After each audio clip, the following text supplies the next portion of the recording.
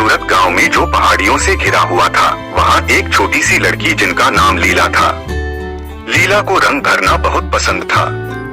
वह अपनी छोटी सी छतरी में घंटों बिताती थी। अपने जादुई पेंट ब्रश की मदद से जीवंत दृश्यों और काल्पनिक प्राणियों को बनाती थी।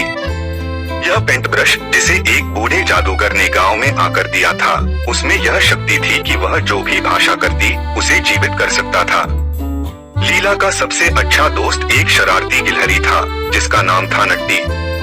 नट्टी अक्सर लीला की छतरी तक दौड़ जाता था और आश्चर्यचकित होकर देखता था जब वह रंग भरती थी।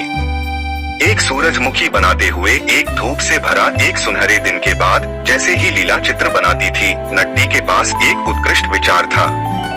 नट्टी ने चिल्लाया, लीला, सोचो अगर हम सभी को गांव में आपके जादुई पेंट ब्रश का प्रदर्शन कर सकते हैं। वे सब हैरान हो जाएंगे। लीला ने हिचकिचाए, लेकिन नट्टी, जादूगर ने मुझे चिताया था कि कभी भी पेंट ब्रश की जादुई बात किसी को नहीं बतानी चाहिए। नट्टी, जैसा हमेशा करता है, दबाव डालता है। अरे चलो यार, सिर्फ एक छोटा सा प्रदर्शन, कोई नुकसान नहीं होगा। अर्थता से लीला स्वीकृति दी। नट्टी जल्दी से गांव के मैदान में दौड़ा और लोगों को जादुई अच्छी खबरों की उम्मीदों के साथ जमा किया। लीला ने एक बड़ा सूरजमुखी बनाया। सूरजमुखी चित्र और आकाश में उड़ी, अपनी सुंदरता से सभी को चमका दिया।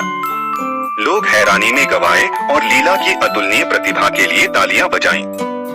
जादुई पेंट ब्रश की खबर तेजी से फैल गई। पड़ोसी गांवों के लोग लीला की असाधारण देन देखने आए। जल्दी ही लीला खिलाफ प्रसिद्धि और प्रशंसा में घिर गई।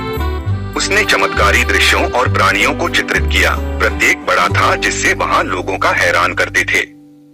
लेकिन दिन दर दिन लीला को असहज महसूस होने लगा। वह एक बार शांत गांव में भीड़ और शोर भर गया था। लोग उसकी ध्यान के लिए दावतें करते थे, अनुरोध करते थे और जादुई रचनाओं की और डिमांड करते थे। एक शाम लीला अपनी छतरी पर चढ़ी, थकी हुई और चिंतित।